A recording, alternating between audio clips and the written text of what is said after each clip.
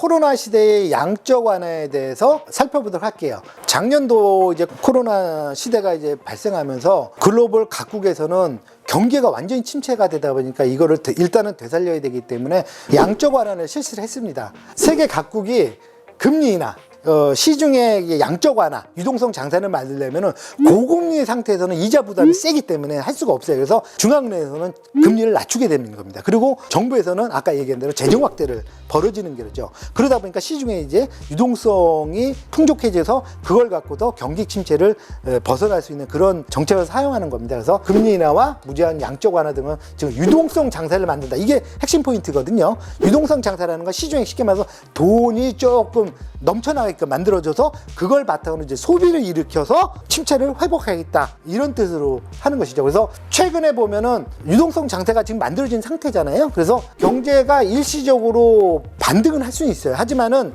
만약에 여기서 급증하는 부채, 왜 그러냐면 양적 완화라는 것 자체가 결국은 뭐냐면 빚이거든요. 부채거든요.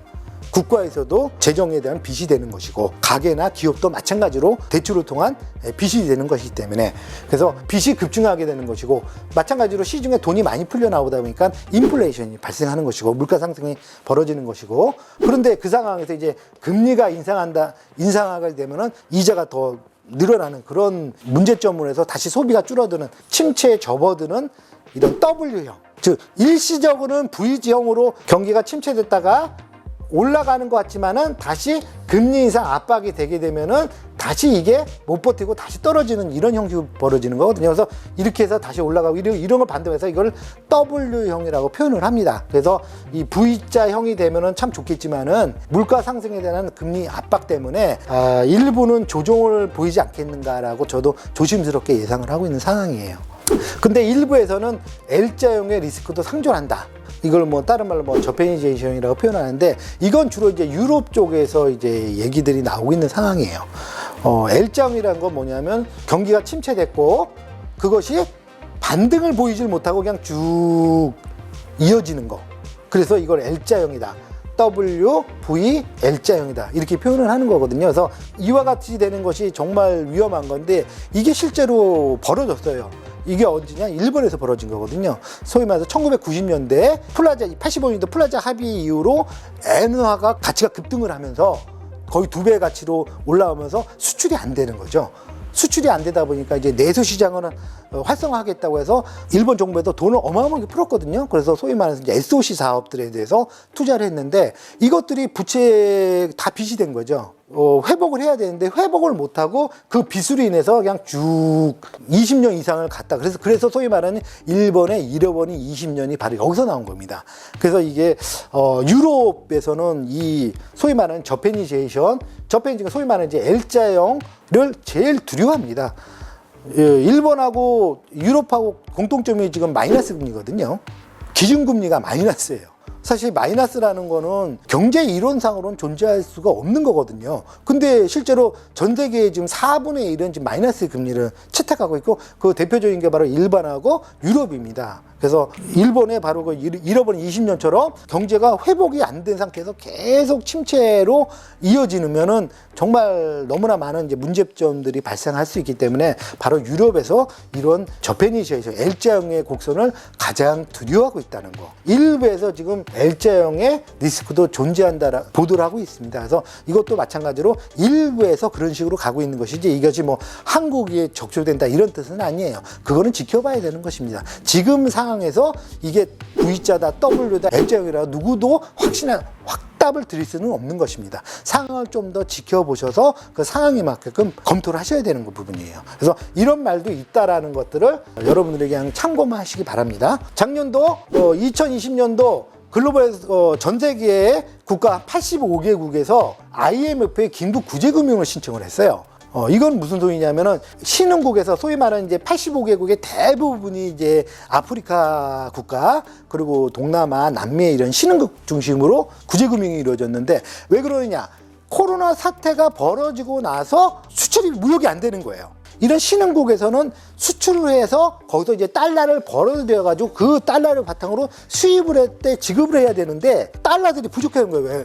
수출이 안 되다 보니까, 수출이 막히다 보니까, 그러다 보니까 달러 부족 현상이 벌어져서 IMF에다 긴급적으로 소위 말해서 구제금융, 달러를 좀 빌려달라는 이런 상황이 벌어졌던 거예요. 근데 올 초에 이거에 나왔으니까 93개국, 4개국 정도가 더 늘어났다고 표현을 하더라고요. 그만큼 전 세계적으로 글로벌에서는 이 무역이 원활해져야 돼요.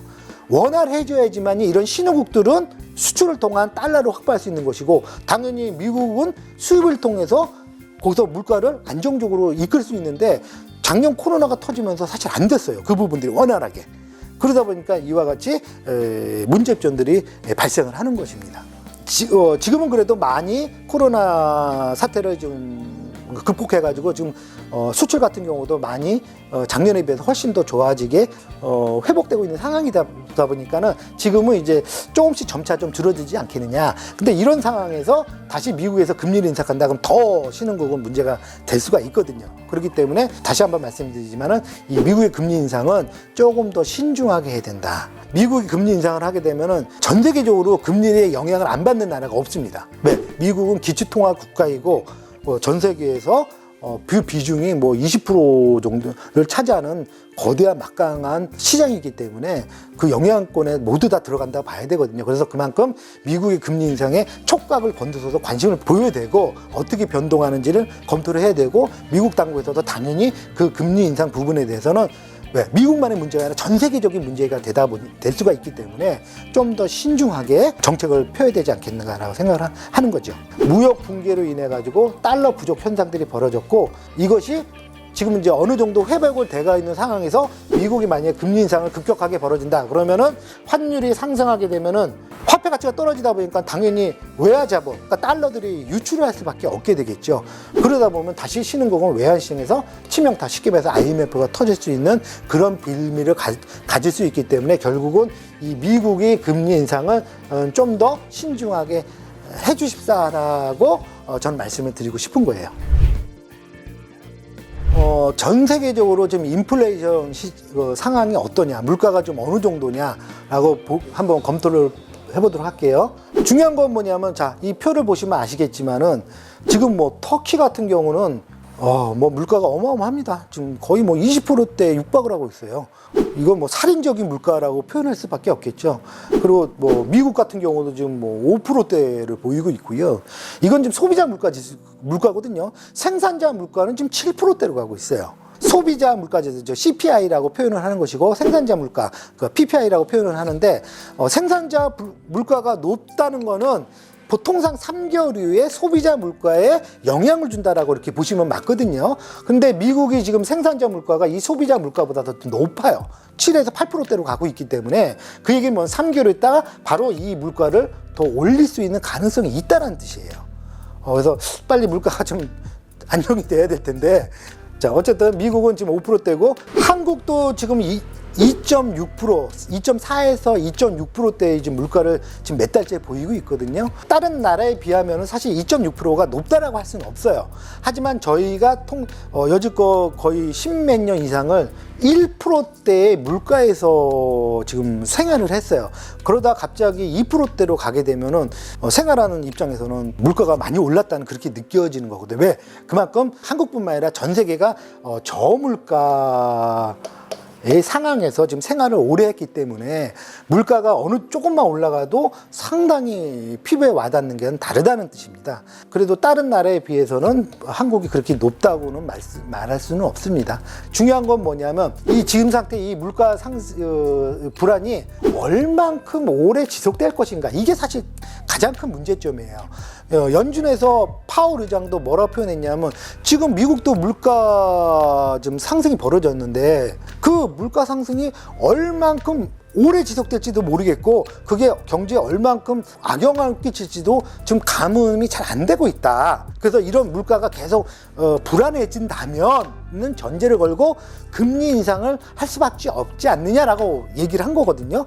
그 얘기는 뭐냐면, 처음에서부터 자꾸 미국 금리 인상을 얘기할 수밖에 없었는데, 왜? 그러면 미국은 전 세계에 글로벌 기축통화 국가이고, 미국의 금리 인상은 미국만의 문제가 아니거든요. 전 세계가 다 영향권에 들어갈 수밖에 없는 그런 상황에서, 미국이 만약이라도 좀 오판을 한다든지 착각을 이루어서 너무 갑작스럽게 금리 인상을 하면 전 세계적으로 정말 직격탄을 맞을 수가 있기 때문에 파월 의장이 뭐라고 표현했냐? 물가가 얼마나 오래 지속될지, 그리고 그게 얼마나 경제에 악영향을 끼칠지 불안하고, 그것이 불안하면 어쩔 수 없이 미국도 금리 인상을 하지 않을 수가 없다라고 표현한 거거든요. 그러니까 무슨 소리냐면, 반대로 얘기하면 물가가 안정되면은 금리 인상을 안 할 수도 있다는 뜻이에요. 왜? 전제를 물가 불안이 계속 이어진다면 금리 인상을 할 수밖에 없다라고 표현을 했기 때문에, 반대로 금리가 안정됐다, 그래서 금리가 이게 낮아진다, 그러니까 물가가 안 낮아진다, 그러면 미국에서도 굳이 금리 인상을 단행할 이유가 사실 없어지는 거죠. 뭐 만약에 단행하더라도 조금 정도만 올릴 수 있는 거고요. 이 정도는 뭐 예를 들어서 뭐 한두 번 올리는 거는 전 세계적으로 다 어느 정도 감내를 할 수 있거든요. 중요한 거는 지금 급등하는, 갑자기 금리 인상을 뭐 2년, 3년 사이에 뭐 2%, 3%씩 올려대는, 이거를 사실 두려워하는 것이지, 한두 번 0.25씩 한두 번 그래봐야 0.5%인데 그래도 저금리예요. 그래도 미국은 0.5%인 거고, 그것도 얼마든지 저금리 범위에 들어갈 수 있는 것이고, 그 정도면 그래도 좀 어렵더라도 충분히 전 세계가 버텨낼 수 있는데, 너무 갑작스럽게 빠른 시점 하에서 올리고 뭐 2달 만에, 석 달 만에 이렇게 계속 올려버리는 거, 그런 걸 이제 경계를 하는 것이죠. 그래서 아직 전 세계적인 상황을 봤을 때 한국은 그닥 높은 편은 아니다라는 걸 말씀을 좀 드리고 싶네요. 지금 물가들이 지금 계속 전 세계적으로 상승을 하고 있는데, 왜 상승을 하고 있는지 여러 요인들이 있어요. 아까 얘기한 대로 생산 공장에서 병목 현상이 벌어지고, 왜? 코로나 때문에 집합을 못하니까 생산에 차질이 생기는 것이고, 그것이 수출 지금 원활하지 못하다 보니까 병목 현상이 벌어지는 것이고, 그리고 그거를 원자재를 생산해야 되는 석탄이라든지 철광석이라든지 원유도 마찬가지겠죠. 생산하는데 원활하지를 못하다 보니까 당연히 가격은 올라가는 것이고, 이런 여러 가지 요인이 복합적으로 작용하는 거거든요. 근데 그 중에서 이제 일단 원자재 가격이 높아진다라고 그러면 제일 먼저 봐야 되는 게, 우리는 유가를 먼저 봐야 되죠. 왜? 어떤 제품이든 기름을 안 쓰는 건 없거든요. 왜? 그 생산을 하려면 전기로 생산해야 될 거 아닙니까? 전기를 뭐로 합니까? 기름을 돌려서 하는 거예요. 그래서 항상 원자재를 짤 때는 제일 먼저 걱정해야 될 부분은 바로 유가예요. 그래서 유가가 어느 정도 지금 올라가고 있는가, 안정되고 있는가를 제일 먼저 검토를 해야 되는 것입니다. 근데 자, 그래프를 보시면 아시겠지만 지금 5년치거든요. 2017년도부터 지금 최근까지 5년치의 유가를 보게 되면은 이 부분이 있죠. 여기 어디냐, 바로 코로나 발생했을 때예요.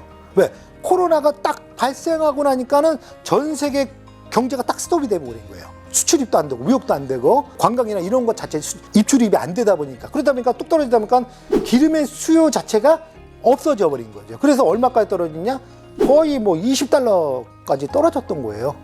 20달러면은 원유에서는 이거는 원가 이하랍니다. 통상 뭐 얘기하는 뭐 가장 그래도 저렴하게 원유를 공급한다라는 게 미국의 셰일가스거든요. 그것도 원가가 20달러 후반대라고 알고 있어요. 근데 20달러까지 떨어졌다는 얘기는 뭐냐면 생산 비용만도 못하면 떨어져. 왜? 소비가 없어져 버렸으니까. 근데 보시면 아시겠지만 이제 코로나를 극복해가면서 점점 소비가 늘어나잖아요. 또 소비가 늘어나니까 점점 유가에 대한 유가 가격들이 계속 올라가는 거니까. 근데 이게 지금 아까 얘기한 대로 제대로 이제 원활하게 공급이 안 되고, 그다음에 갑자기 수요가 늘어나다 보니까는 원유가 따라가지 못하는 거예요. 생산량이. 그러다 보니까 지금 뭐 80달러 선까지 지금 넘어간 걸로 보여지더라고요. 사실 불안하죠. 왜 그러냐면 예전에 한국 같은 경우도 1970년대 5.1 파동이라고 아마 나이 드신 분들은 겪어보셨을 겁니다. 원유가 모든 것을 다 생산에 적용이 안 되는 것이었기 때문에, 쉽게 말해서 비닐하우스에서 꽃을 재배해서 판매를 하더라도 난방을 해야 될 거 아닙니까? 다 기름에 쓰는 거예요, 그게.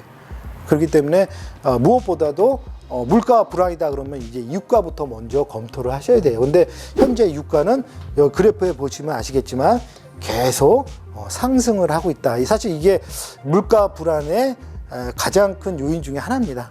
이거 말고도 여러 가지가 있지만 대표적인 게 바로 이 유가. 지금 어쨌든 간에 이 그래프 상으로 봤을 때는 계속 상승하고 있고, 그다음에 이런 상승하는 그 전망이 아마 조금 더 지속되지 않겠나라고 그렇게 보여집니다.